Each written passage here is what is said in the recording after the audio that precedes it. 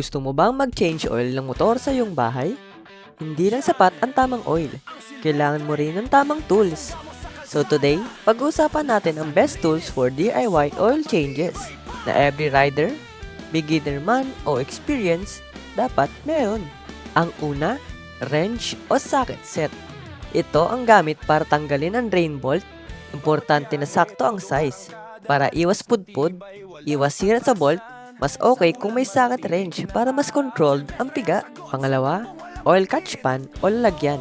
O pwede rin ang lumang container. Huwag basta bote o lata. Kailangan malapad at may sapat na capacity para hindi tumapon ang lumang langis. Mas malinis, mas safe, mas environment friendly. Pangatlo, funnel. Simple pero sobrang importante. Ito ang sagot sa talsik-talsik na oil na kadalasan napupunta sa makina o sahig. So with funnel, diretso ang oil. Walang sayang, walang kalat. Pang-apat, torque wrench. Ito ang madalas nakakalimutan ng riders. Pero ito ang sekreto para hindi ma-over-tighten ang drain bolt. Sakto lang ang higpit, ligtas ang engine threads, iwas tagas. Pang-lima, gloves at basahan. Huwag maliitin ito.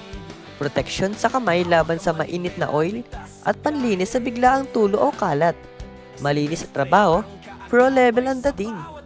Optional pero highly recommended. Center stand para sa mga scooters o paddock stand para sa mga big bikes. Mas stable ang motor, mas pantay ang oil drain, at mas madali kang makakilos. So, sa tamang tools, hindi lang madali ang DIY oil change. Mas tama ang proseso, mas tipid, mas kontrolado, at mas kampante ka na alam mong maayos ang gawa. Kaya bago ka mag-change oil, tanungin mo muna sarili mo, kumpleto ba ang tools ko?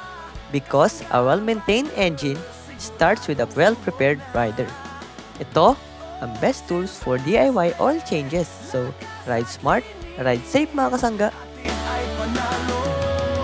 Biyahe mo'y solid.